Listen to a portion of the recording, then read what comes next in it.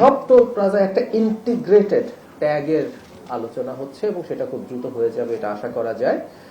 আপনারা বুঝতেই পারছেন এটা যদি থাকে সব জায়গায় এটা এফেক্টিভলি কাজ করবে এবং ইলেকট্রনিক টোল কালেকশন সিস্টেম চালু হবে। এটা অত্যন্ত গুরুত্বপূর্ণ অগ্রগতি বলে বলা যেতে পারে।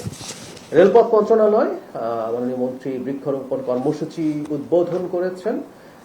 এখানে 5 বছরে রেলওয়ে 24 লক্ষ বৃক্ষরোপণ করবে। আপনারা জানেন এই সরকারের অত্যন্ত প্রায়োরিটি পাওয়া একটা কর্মসূচি হচ্ছে বৃক্ষরোপণ। সেটা বিভিন্ন সংস্থা তাদের মতো করে তাদের জমিতে এই কাজ করে এটাকে সফল করে তুলবেন নিশ্চয়ই। বাণিজ্য মন্ত্রণালয় টিসিবির মাধ্যমে পণ্য বিক্রি চলছে। আমি ব্যক্তিগতভাবে এটা খুব খেয়াল করি। আমরা যখন রাস্তায় আমি যখন যাই অনেক দিন থেকেই টিসিবি ট্রাকের লাইন কেমন আছে, আমাদের এখনো লাইন দেখা যায়। এটা একটা রাষ্ট্র, একটা সরকার কখনোই এক্সপেক্ট করে না যে এই লাইনটা থাকুক, দীর্ঘ হোক। আমরা দায়িত্বে এসেছি খুব বেশি দিন না। আমাদের লক্ষ্য হচ্ছে এই টিসিবি ট্রাকের এরকম লাইন থাকবে না, টিসিবি ট্রাক প্রয়োজনই হবে না কোন একটা সময়।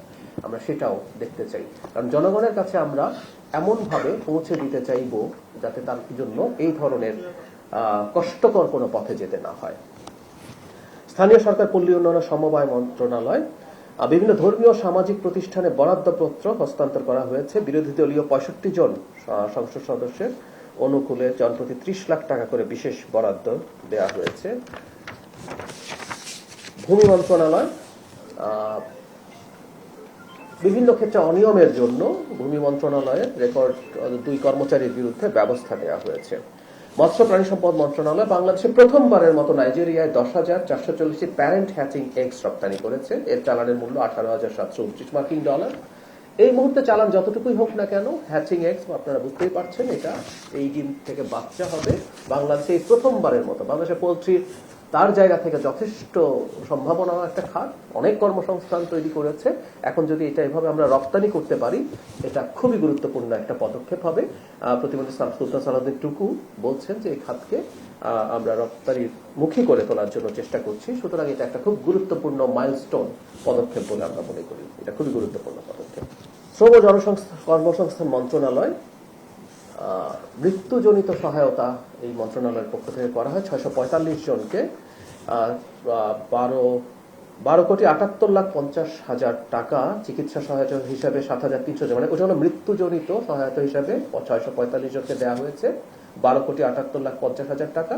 চিকিৎসা সহায়তা হিসেবে 7,933 জনকে দেওয়া হয়েছে 24,40,93,000 টাকা এবং শ্রমিকের মেধাবী সন্তানদের শিক্ষাবৃত্তি হিসাবে 474 জনকে 94,80,000 টাকা সহ সর্বমোট 9,052 জনকে 38,14,23,000 টাকা আর্থিক সহায়তা প্রদান করা হয়েছে।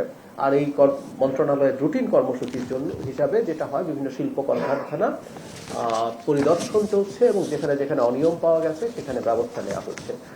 দীর্ঘদিনের পুঞ্জীভূত সংকট এই বিভিন্ন সেক্টরে, এটা শুধু এখানে না, সব সেক্টরেই আছে। এই সরকার